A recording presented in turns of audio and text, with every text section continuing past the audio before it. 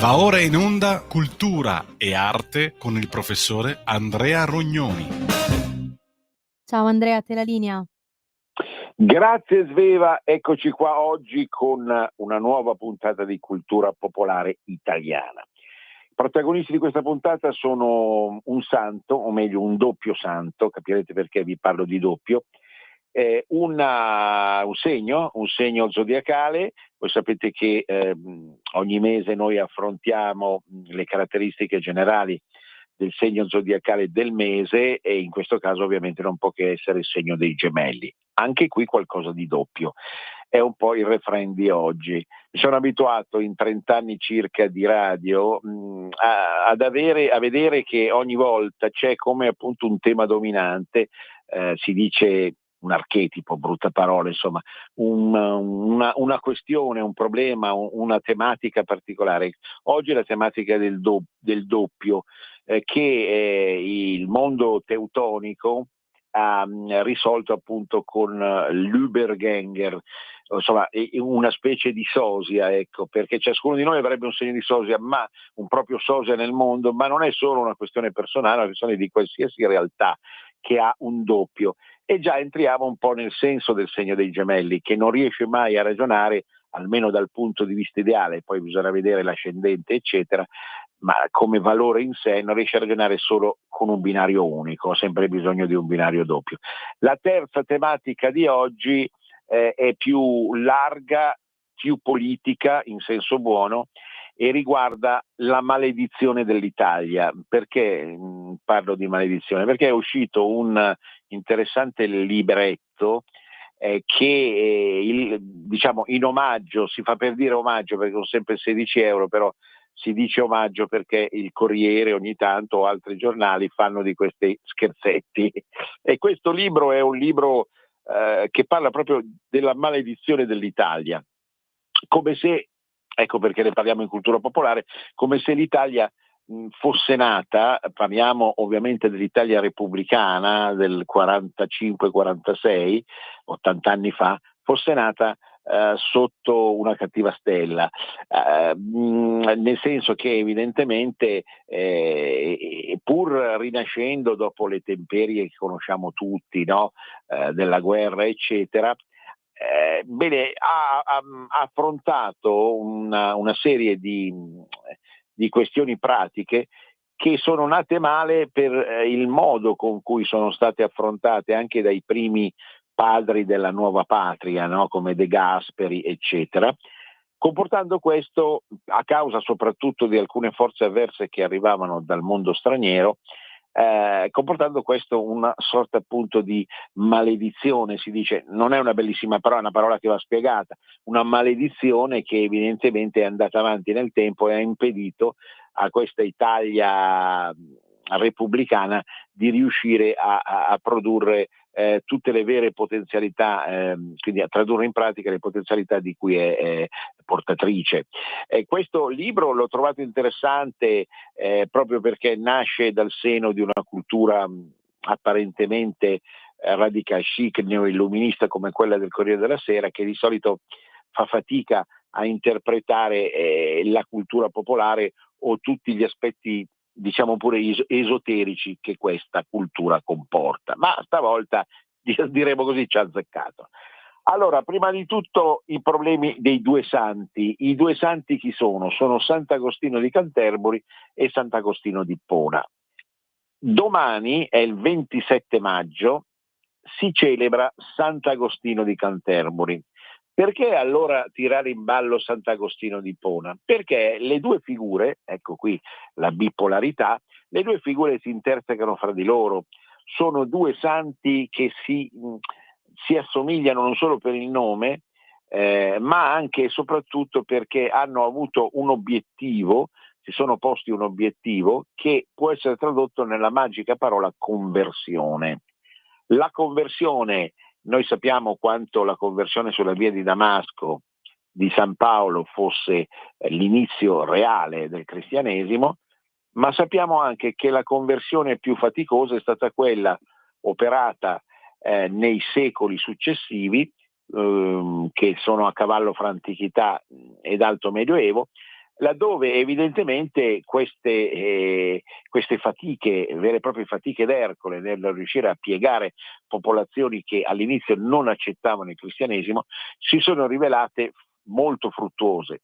Sant'Agostino d'Ippona, il più famoso Sant'Agostino, che viene poi festeggiato alla fine di agosto, il 28 di agosto, è un santo che diciamo ci richiama a tutta una serie di spunti che nascono dalla necessità di riuscire a passare da uno stato di peccato a uno stato di innocenza e di salvezza.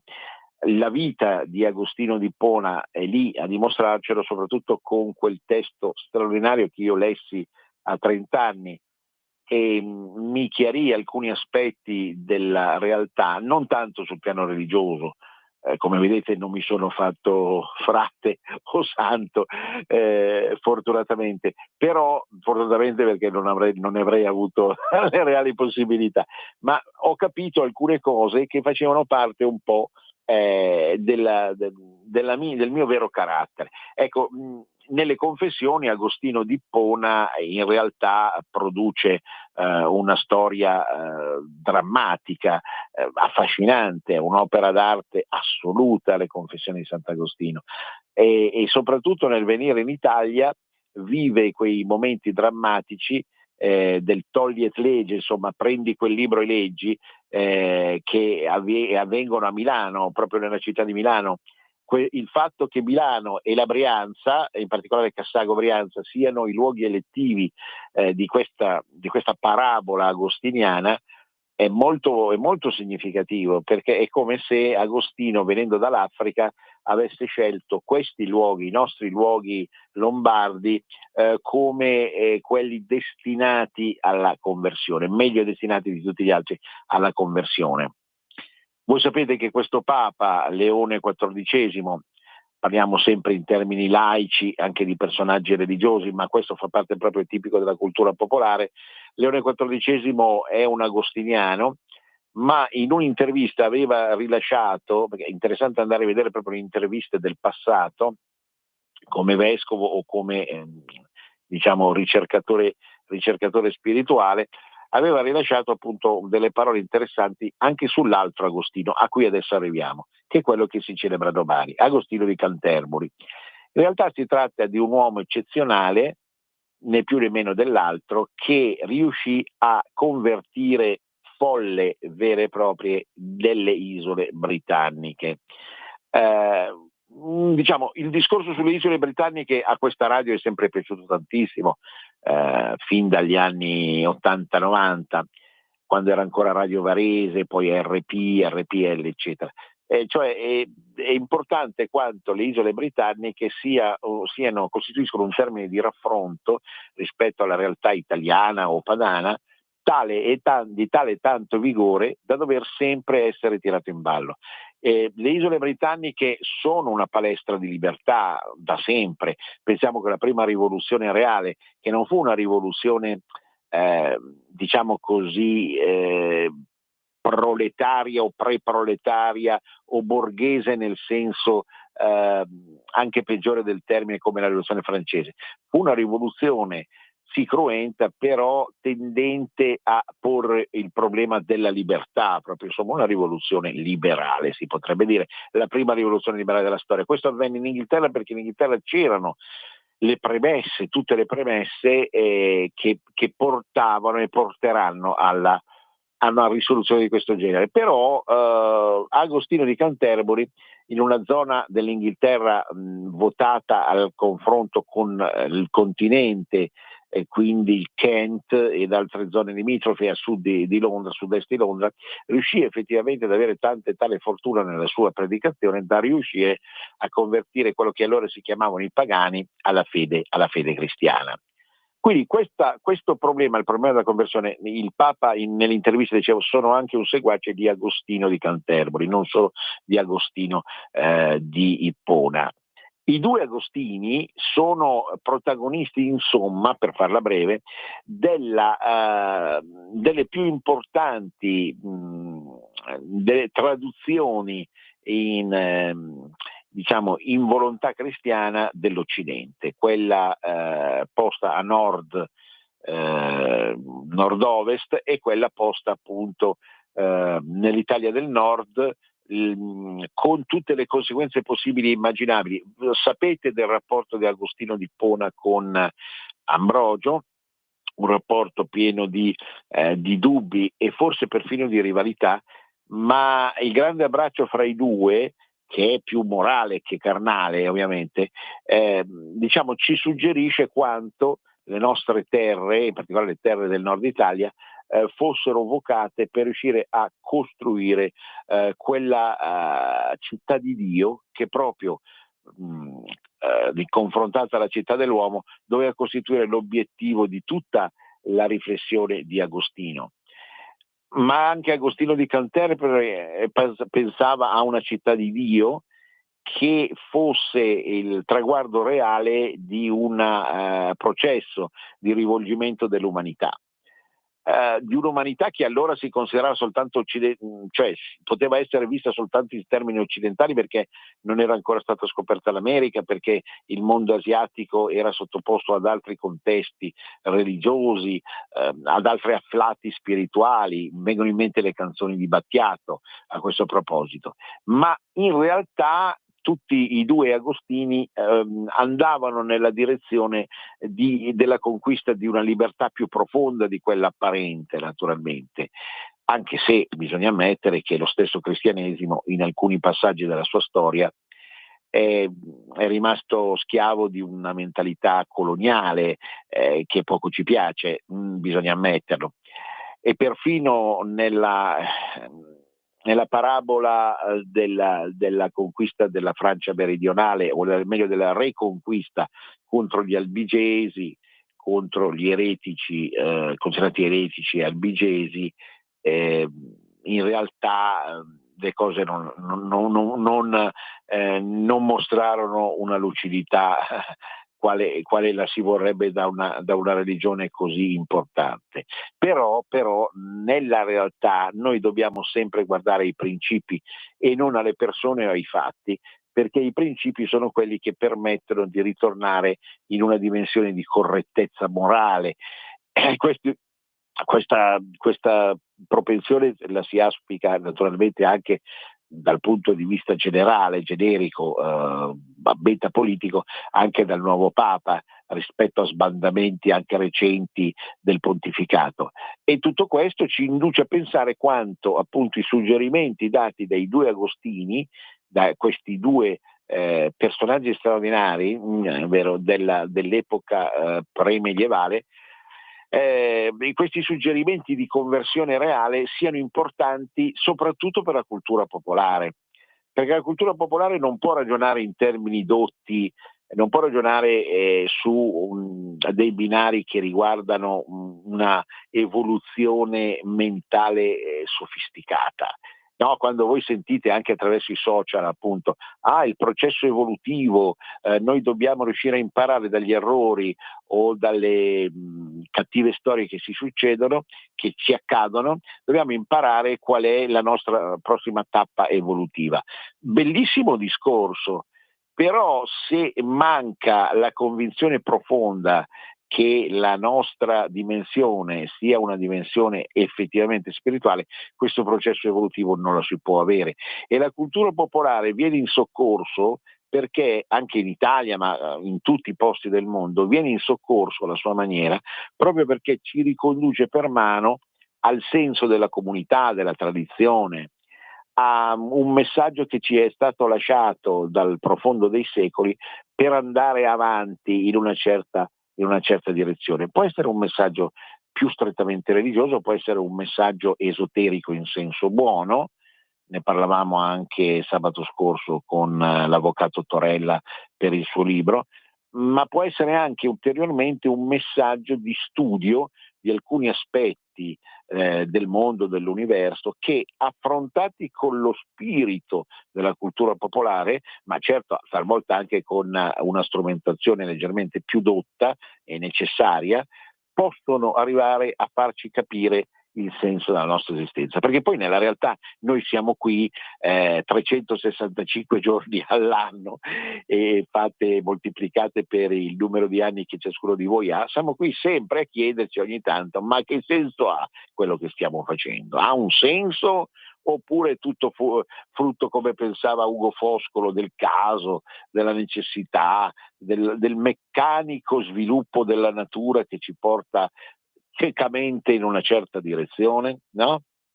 E allora vengono in mente I Sepolcri, quest'opera meravigliosa del Foscolo, che proprio non erano il frutto soltanto della cultura dotta, ma di un'autentica cultura popolare, cioè il rapporto con l'aldilà, che viene sentito soprattutto dal pueblo. Allora Agostino di Canterbury, che va a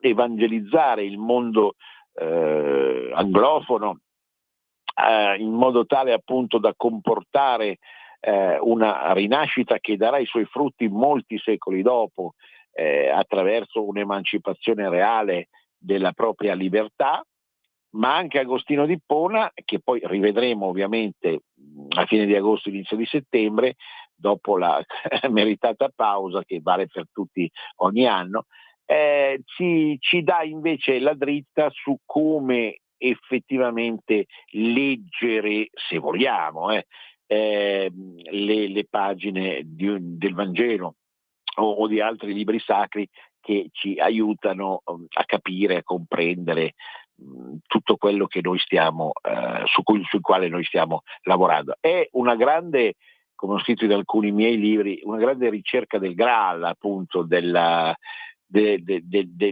significato del Sacro Calice, in un certo senso, anche senza coartarlo, cioè costringere questa visione, questo principio del Sacro Calice a una dimensione strettamente religiosa, ma svolgendola in una dimensione più psicologica, più latamente, più vastamente spirituale. Ed è la scommessa che poi è anche la scommessa di una certa politica, perché se la politica si riduce ad amministrazione, a progetto pur interessante sul territorio o sulla nazione, o si riduce soltanto a una gestione da teatrino, no? Come spesso accade, della vita tra i partiti, a proposito vedremo oggi stasera l'esito delle elezioni comunali. Ecco, se si riduce tutto questo non è autenticamente palingenesi, scusate la parola che poco si confà con la cultura popolare, cioè non è autenticamente rinnovamento profondo del nostro spirito. Ecco la parola rinnovamento, quello che suggeriscono i due Agostini, e domani, il 27 maggio, Agostino di Canterbury, appunto, che ci introduce in questa dimensione soprattutto di cambiamento, di mutamento, di reazione e quasi di rivoluzione. Vi dicevo, due Agostini, quante cose sono doppie al mondo? Penso che tutto in un certo senso sia doppio. Io sentivo come al solito su TikTok, e avremo modo finalmente, prossimamente in questa trasmissione, di parlare più decisamente e più direttamente di tutto il fenomeno TikTok, che sta diventando strepitoso sotto tutti i punti di vista, nel bene e nel male. Sentivo appunto parlare della Svizzera e sentirla lodata da persone al di sopra di ogni sospetto, cioè da persone che vengono dal sud, vengono a vivere in Svizzera da Napoli, da Taranto o dalla Sicilia, e comprendono, nonostante la pesantezza di certi pregiudizi che ci sono e che rimangono, pregiudizi che sono anche giudizi naturalmente sul mondo elvetico e sul suo modo di fare e di essere dal punto di vista sociale, culturale, politico. Ecco, nonostante tutto questo, riuscire ad apprezzare quelli che sono gli aspetti positivi del discorso. La questione dell'orologio, perché vi parlo dell'orologio? Per introdurre il segno dei gemelli, perché il segno dei gemelli è come un orologio che va avanti e un orologio che torna indietro. Il segno dei gemelli è uno dei più affascinanti dello zodiaco, non che i gemelli siano migliori degli altri, perché per carità ne combinano anche loro di tutti i colori. ancora una volta, prima di iniziare questa parte dedicata all'astrologia, avverto, se ce ne fosse ancora bisogno, che quando si parla di un segno non lo si può applicare tout court a una certa persona, in quanto, per esempio, chi è nato nel segno dei Gemelli può avere l'ascendente in tutt'altro segno, la Luna e Venere in un altro segno ancora, e altre ancora caratteristiche zodiacali che chi frequenta l'astrologia ben conosce, che rendono attutito o diciamo stravolgono quello che appunto è il principio del segno stesso. In effetti, lo ripeto, se qualcuno avesse ancora qualche dubbio, dire che una persona del segno dei Gemelli o dire che una persona del segno come Sveva della Vergine, in realtà significa soltanto dire che il Sole si trova nella posizione dei Gemelli della Vergine. Ma oltre al Sole, nel cosiddetto tema natale, ci sono tantissime altre realtà che vanno poi a collocarsi in segni diversi, ben diversi, per esempio dal segno dei Gemelli. E allora noi valutiamo sempre, ogni volta, il segno indipendentemente da tutte queste altre variabili, e quindi comunque fornisce una certa parte di personalità, particolarmente quella più conscia, non quella inconscia, quella conscia, quella più cosciente, a chi evidentemente è nato in un determinato periodo. Il segno dei Gemelli è iniziato oramai da 4 giorni, andrà avanti per oltre il mese di maggio, per gran parte del mese di giugno, e finirà al 21-22 giugno.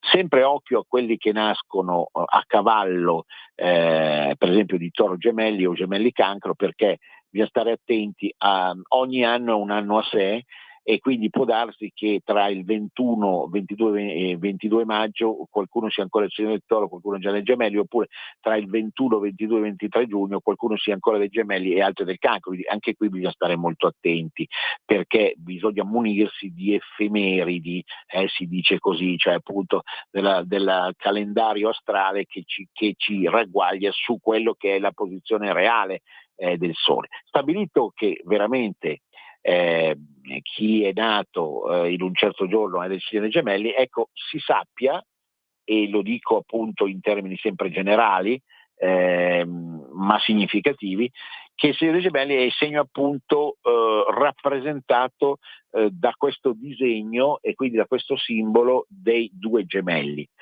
Possono essere, volendo, anche non solo dei gemelli umani, quindi nati da stessa madre, ma anche dai gemelli animali, oppure appunto, come dicevo prima, possono costituire degli altri oggetti inanimati che comunque si assomigliano moltissimo.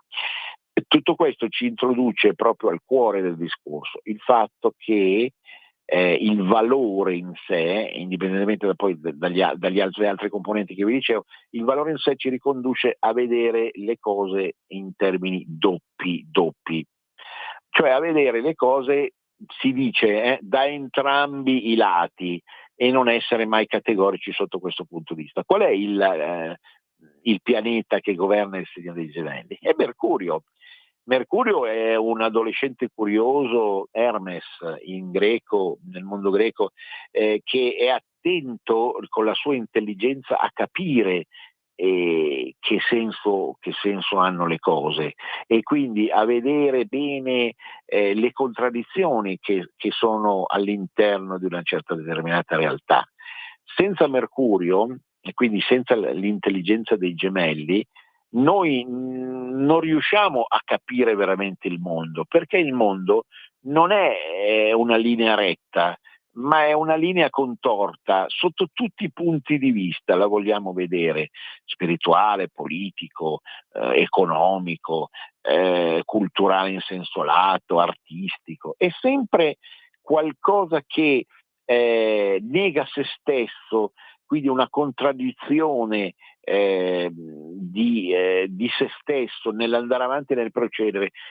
Sicuramente un filosofo che ci ricorda il segno dei Gemelli è Eraclito, che contrastando Parmenide, ricorderete, ve li ho citati parlando della Magna Grecia, tutti e due appunto erano nati in terra che diventerà italiana, ecco, ma Eraclito diceva Pantarei, tutto scorre, quindi nulla è uguale a prima, e ecco l'orologio che va avanti e al tempo stesso va indietro, un po' va avanti e un po' va indietro, e la Svizzera, per finire il discorso, è anche questa roba qua, cioè è anche il massimo dell'innovazione, il massimo della conservazione. Ebbene, ecco, dico, in questa maniera noi possiamo capire bene il senso ultimo di questo andare avanti e indietro, di tirare da una parte e dall'altra, rispetto a una certa determinata realtà. Quando consideriamo per esempio la politica, e chiudo qui la prima parte, noi non dobbiamo pensare a un partito, a un movimento come qualcosa di monolitico. E non c'è da vergognarsi pensando all'evoluzione per esempio del leghismo, ma come c'è stata un'evoluzione nel marxismo, e come c'è stata un'evoluzione nel cristianismo, c'è stata un'evoluzione nel nazionalismo, ecco, in tutti i comparti del mondo politico e metapolitico, soprattutto dal punto di vista ideologico. Ma ricorderete che, e questo è tipico dei gemelli, contano più le idee che i fatti, perché sono le idee che generano i fatti, non i fatti che generano idee. Questo è proprio un cavallo di battaglia del segno stesso. Penso che siamo arrivati alla fine della prima parte, cara Sveva, e possiamo adire al break. Stai ascoltando Radio Libertà, la tua voce libera, senza filtri né censure, la tua radio.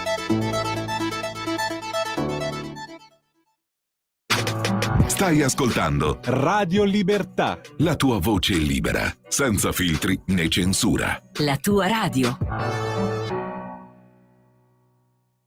A te la linea, Andrea. Grazie.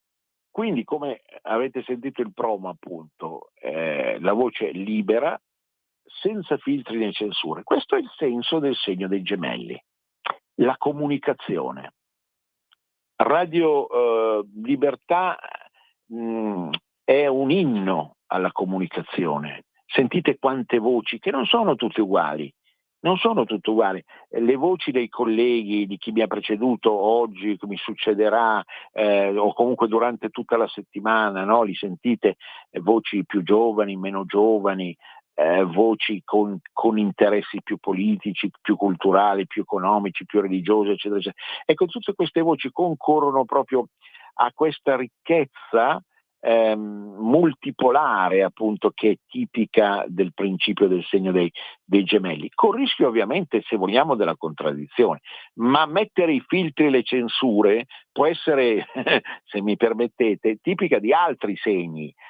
Ma non che poi questi segni non abbiano anche loro dei pregi, però sicuramente segni come il leone, lo scorpione, il toro, eccetera, difficile che ammettino filtri e censure. È proprio un segno come quello dei gemelli che vuole comunicare. Per comunicare devi accettare le idee degli altri.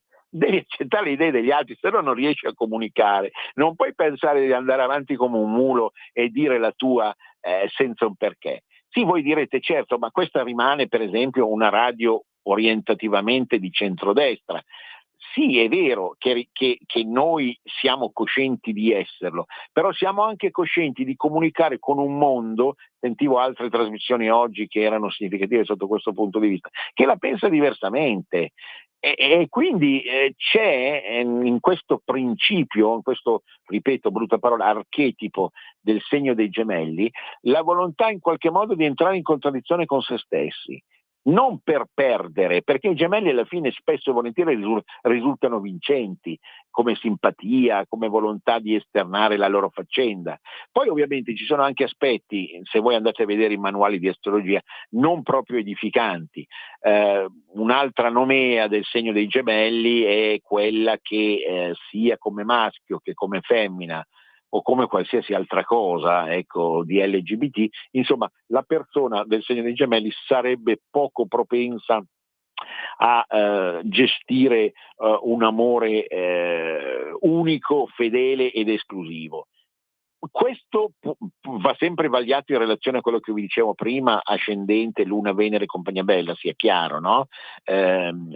Ma rimane certo il fatto che il segno, o chi ha molti valori nel segno, in questo segno, che non può essere anche non il sole ma qualcosa d'altro, tende ad una visione aperta in senso buono, si intende, nel senso che non è che non scocchi la freccia dell'amore, ma la freccia dell'amore non esclude l'amicizia, non esclude la socialità.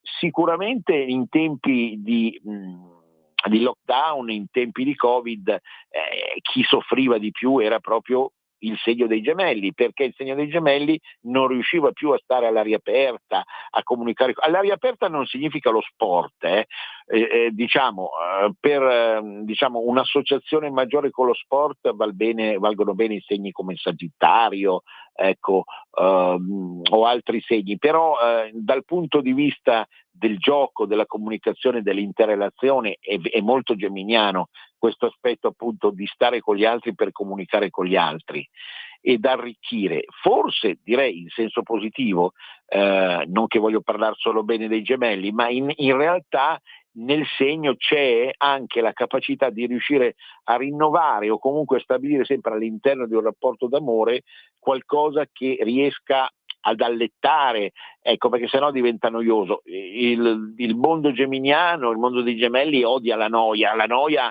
è la peggiore delle malattie, perché impedisce la possibilità, appunto, in qualche modo di divertirsi. Ecco, il divertissement che non è peccaminoso in sé. Il divertissement è riuscire in qualche modo a vedere le cose da vari punti di vista, ad essere mobili, ad essere pronti così a ricevere e a dare spunti intellettualmente interessanti.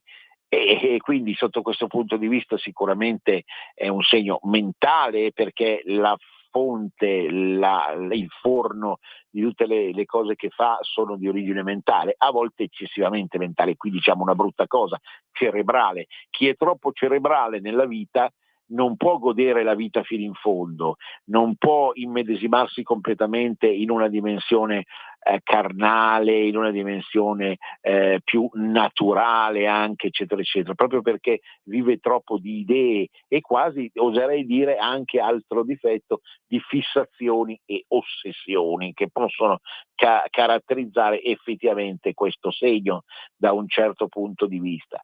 Ma tanta è tale la brillantezza con la quale i valori geminiani riescono a comunicare col resto del mondo, che sicuramente il resto del mondo ne riceve beneficio, riesci insomma in qualche modo a trovare il senso della vita, delle cose, dell'esperienza, della volontà. E forse proprio in età avanzata, paradossalmente, il gemelli dal meglio di sé, perché riesce ancora a mantenere quella giovinezza, quella fonte di giovinezza, di ilare voglia di scherzare, ecco, che senza la quale la vita poi alla fine non ha nessun senso, non ha nessuna voglia e possibilità di riuscire ad essere esercitata sotto questo punto di vista. Naturalmente poi la ricchezza di tutta l'astrologia, anche dal punto di vista popolare, quindi di una visione meno dotta, rimane quella di capire come i valori in sé che fanno parte di tutto il sistema comunichino con gli altri valori, perché certo si dice, scusate, è un'espressione tecnica, quando i valori geminiani sono lesi, quando esistono brutte distanze fra il Sole, per esempio, in Gemelli, ed altri pianeti nel tema natale, cosa succede? Succede che scatta un meccanismo poco raccomandabile nel segno dei Gemelli, il nervosismo, la rabbia e l'isteria, terreni minati naturalmente, che evidentemente caratterizzano persone che fanno fatica, ecco, si diceva prima, ad evolvere sul piano spirituale, però concedetemi, bisogna perdonarle, perché queste persone spesso e volentieri sono sensibilissime, no? E quindi evidentemente nel voler comunicare anche a tutti i costi con il resto del mondo finiscono per essere contagiati da energie anche negative. Quindi attenzione a tutti questi aspetti che sono interessanti e stimolanti, che comunque comportano una serie di riflessioni che ci inducono a pensare quanto nella realtà il fatto comunque di essere nato in questo periodo rappresenti una sfida comunque rispetto anche a certe convenzioni, a certe realtà, a un certo modo di essere, di fare, eccetera, eccetera. Quindi avere una visione per esempio conservatrice, ma aperta comunque ad ascoltare gli altri, perché un altro valore è questo qua, se io non ascolto gli altri non posso poi permettermi di parlare veramente e di sostenere le mie ragioni con cognizione di causa. Ecco, tutti aspetti che ci riconducono a questa doppiezza dell'esistenza che il refrain di oggi, appunto, i doppi agostini, no? La doppia vita dell'Italia. Adesso ci arriviamo naturalmente e qui chiudiamo la parte riservata appunto strettamente alle questioni zodiacali. Teniamo sempre conto che noi da qualche anno ragioniamo con l'astrologia classica. Ogni tanto noi facciamo excursus, l'abbiamo fatto ampiamente negli anni tra il 05 e il 15, ma con l'astrologia celtica, che è un'altra astrologia perché è flordiacale, non è zodiaco ma flordiaco, qui si parla di alberi, è un'astrologia bellissima anche quella, ma certo va capita in tutti i suoi sottosistemi e sicuramente gli antenati delle genti padane del nord conoscevano quel tipo di pratica astrologica anche in termini di bassa società, che poi è andata col tempo perdendosi, se non acquisita appunto in termini di nicchia, la ritrovate in alcune riviste che inneggiano ancora al mondo celtico. A me pare che poi tutto sommato la celtomania, che non è stata soltanto tipica di movimenti politici ma anche proprio di un'ondata negli anni 90 a sfondo New Age, sia anche finita, sia finita per tantissimi motivi, perché poi probabilmente la musica, l'arte, la cultura è andata in una direzione più complessa in seguito alla globalizzazione Andrea, e alla scusami vittoria se ti della globalizzazione. interrompo, c'è una chiamata. Sì, benissimo. Pronto? Sì, buonasera Sentiamo professore, sono Lisetta. Ah, ecco Lisetta, salve, un abbraccio, prego. Buonasera, Lisetta. buonasera, grazie mille. Professore, volevo parlare di una mostra del Canova che si terrà a Possagno e terminerà il 21 giugno. Se a qualcuno interessa, io spero tanto, io ci vado. Se qualcun altro vuol farmi compagnia, tanto meglio. Allora io lo spiego in 4 parole. Canova e la nascita della scultura moderna. Allora, il Teseo sul Minotauro è il fulcro di una mostra dossier visitabile fino al 21 giugno, come ho già detto, e ospitata al Museo Gipsoteca Antonio Canova a Possagno, provincia di Treviso. Dal titolo Canova e la nascita della scultura moderna. Quest'opera, professore, realizzata durante il primo soggiorno romano dal maestro, segna il passaggio dal barocco ai canoni neoclassici. Inoltre si celebra l'ingresso in collezione della testa di Teseo in gesso, e questo è interessantissimo, proveniente da una raccolta privata e che è messa a confronto con il primo modellino realizzato veramente dal Canova stesso, come studio della scultura e la sua versione finale in gesso. Il percorso si completa con una sezione allestita nella casa natale di Antonio Canova, dove si troveranno incisioni, documentazioni e pubblicazioni storiche. E a chi interesserà, che spero qualcuno, più di qualcuno, c'è il www.museocanova.it. Tutto qua, io la saluto e buonasera professore. Grazie moltissimo Lisetta, perché tra le altre cose Canova era ricco anche di valori geminiani e dal punto di vista oroscopico, ma soprattutto impostava il discorso allora in termini di conoscenza di idee alte.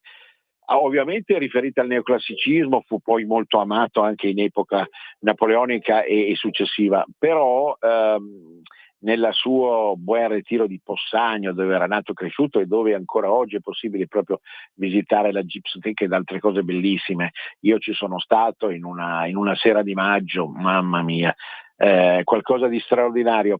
Ma attenzione, Canova era colui che sapeva trasferire nella scultura l'idea. Cioè, se noi per capire Canova, appunto, dobbiamo capire il segno dei gemelli, nello riuscire a comprendere quanto senza la maturazione di un'idea complessa le cose non riescono a nascere assolutamente. Pensate appunto alle opere reali che ebbero maggiore successo del Canova, con quella coloritura chiara, lucida, quasi magnetica, appunto, che lui sapeva dare a quello che costruiva, e che ci permettono appunto di assurgere a questo mondo delle idee. Ecco, quindi, per chiudere, su Canova e sul Signore dei Gemelli, questa visione platonica nel senso più alto, no? Platone diceva che prima esiste il mondo delle idee e poi esiste il mondo delle cose. Noi ci siamo abituati nell'epoca moderna a pensare al contrario, no? Prima esistono le cose che generano le idee. No, assolutamente sono le idee, e se noi riusciamo, come aveva come dono naturale il Canova, a rappresentare queste idee nella forma migliore. Pensate alle tre grazie, Cioè, ma come, prof, non erano due i binari, possono diventare tre nella misura in cui naturalmente, anche in chiave cristiana, la Santissima Trinità, ma in chiave così più generale di filosofia delle idee, il tertium è datur, lo dicevo sabato scorso, non è non datur, tertium datur, perché senza un terzo che fa capire i primi due, noi non riusciamo a capire la stessa dualità. Quindi in questo era un genio anche il Canova. Ma al di là di tutto, noi la chiudiamo qui la questione oggi dal punto di vista astrologico, per accedere proprio all'ultimo argomento, la maledizione italiana. È uscito questo libro, Mario José Cereghino, Giovanni Fasanella, La maledizione italiana, la guerra di Churchill contro De Gasperi, le trame per il controllo del Medio Oriente e del canale di Suez, la lunga storia di una ribellione stroncata. Edizioni fuoriscena, ma in omaggio si fa per dire, sono 16 euro, e vabbè, insomma, ragazzi, qui nessuno, neanche i cani muovono la coda gratis, quindi Corriere della Sera ce lo dà in omaggio, e si fa per dire, e così ci permette di capire. Pensate che, così tanto per stare in tema, la nuova Italia nasce sotto il segno dei gemelli. Il 2 giugno del 46, lo dico perché il calendario ci avverte che ci approssimiamo a quella data. È una festa, secondo me, perdonatemi, Dio mi perdoni, Mattarella mi perdoni, più interessante del 25 aprile e del 1 maggio.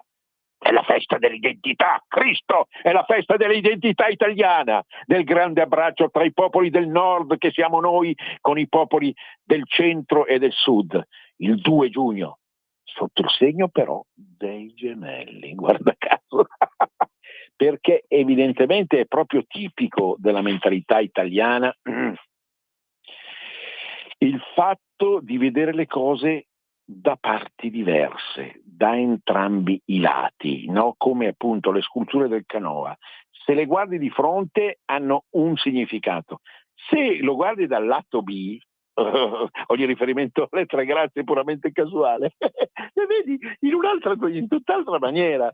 E tutto questo fa parte della mentalità italiana.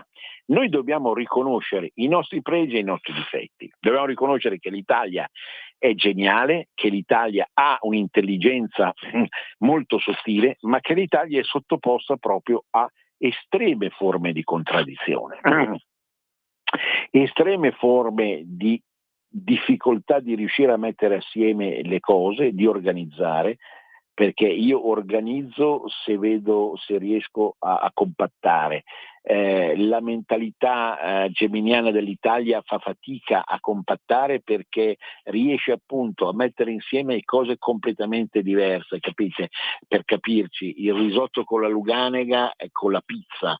Ecco, e quindi tutto questo comporta evidentemente uno sforzo maggiore, però anche dei risultati che possono essere significativi. Quando parlo di maledizione italiana, in realtà cito la guerra di Churchill contro De Gasperi, le trame per il controllo del Medio Oriente e del canale di Suez, la lunga storia di una ribellione stroncata.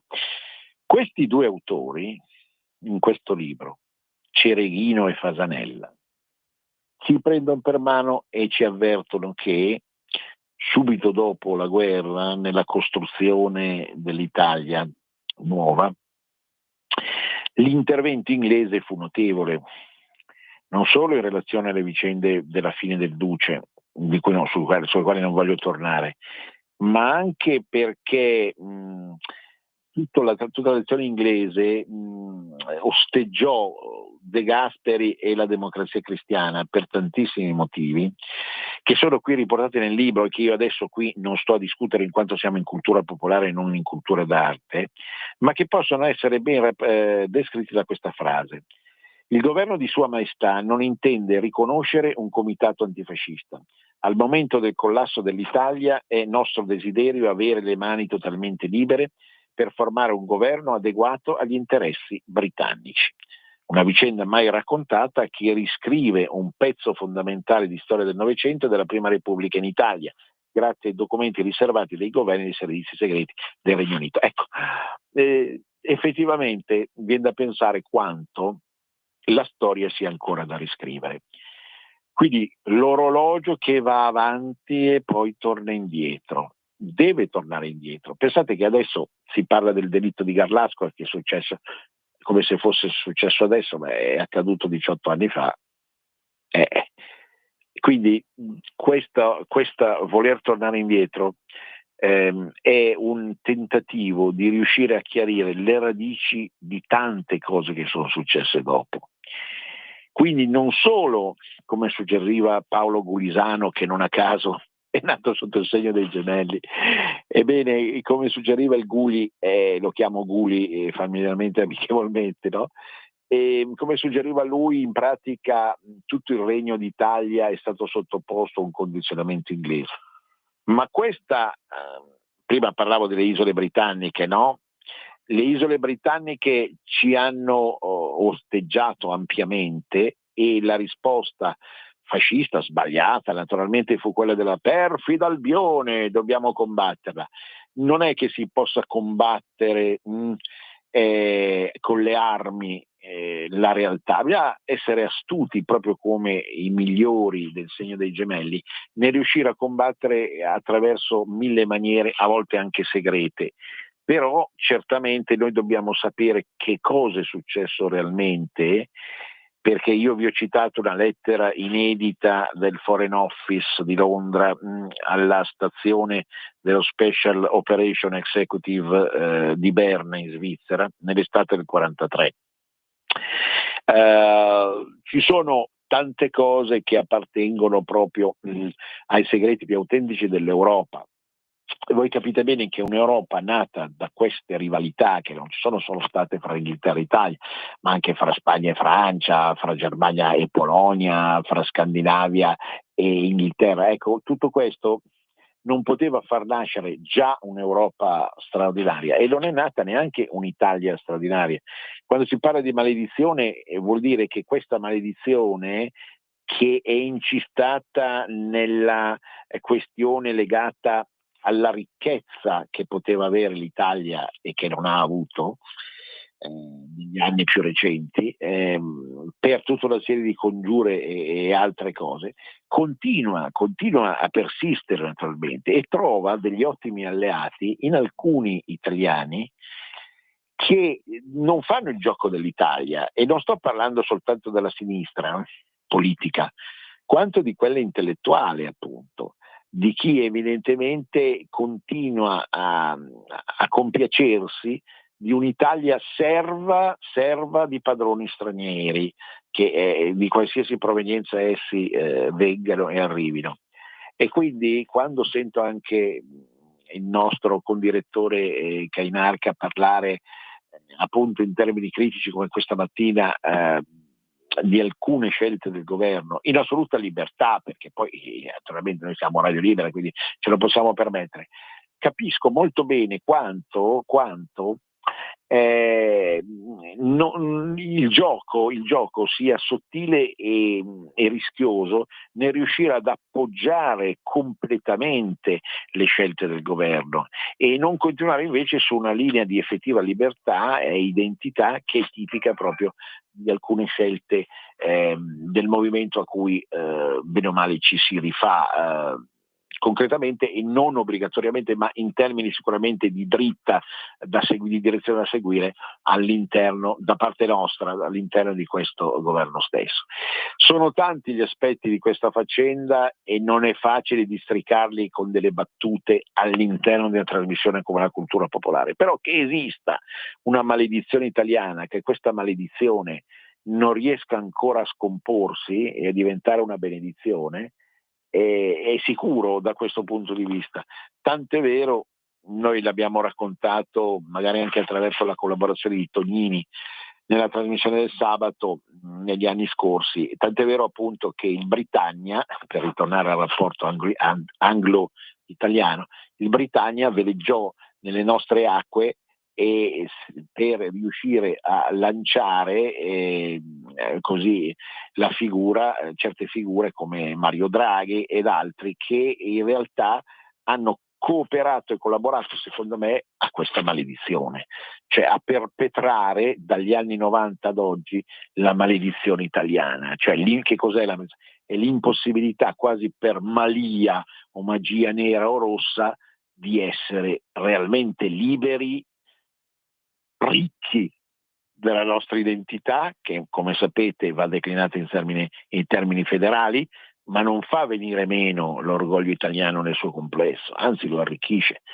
In questo, appunto, vi dicevo, ogni movimento, e quindi anche il movimento leghista, è diventato migliore col tempo, non perché qualcuno ha sbagliato prima, anzi è stato troppo grande, troppo geniale, ma perché la ricchezza di un movimento si misura nella capacità di riuscire a capire cose che all'inizio nessuno poteva intendere. E noi, quando denunciamo questa maledizione italiana attraverso questo singolare, che io invito tutti a chiedere all'edicolante, libro in omaggio col Corriere, La maledizione italiana, ecco, quando noi parliamo di questo noi siamo intenti a combattere in nome di chi anche, insomma, in qualche modo non capisce e non coglie fino in fondo, ecco, il senso di una scommessa che non è muscolare. Noi non siamo per forme di nazionalismo quali ci sono stati in passato, siamo per un sovranismo, no, di impronta federale che insomma comunque riesca a ridare la legittimità, l'onore e l'orgoglio appunto all'insieme di questo cosiddetto paese, naturalmente, che è comunque nato e cresciuto, come diceva Dante, per miracolo mostrare. Ecco, Beatrice più che secondo me nella Divina Commedia non è solo la filosofia e la teologia, ma è anche l'Italia, no? Certo, lui diceva, Dante, intendiamoci, un bordello Italia, perché già fin da allora intravedeva profeticamente quanto avrebbe dovuto soffrire questa benedetta penisola, ma tutto questo ci lascia ben sperare sul fatto che nel momento stesso in cui il risveglio delle coscienze, no? Qui in senso davvero geminiano, nel senso migliore, ci permette di accostare no, il senso ultimo di quello per cui stiamo lottando, possa portare veramente ad una rinascita che non ha bisogno di fantasmi del passato, non ha bisogno di fascismo e comunismo, non ha bisogno di false ideologie, perché nutre come sentimento autentico e profondo quella doppia, ecco ancora che ritorna, doppelganger, no? Sistema della libertà e dell'identità. Sono due cose diverse, ma l'una senza l'altro, come quei gemellini, come quei due pulcini che dicevo prima, non possono stare, libertà e identità. Viva tutte e due, risorga Venezia risorga per sempre. A risentirci, arrivederci. Avete ascoltato Cultura e Arte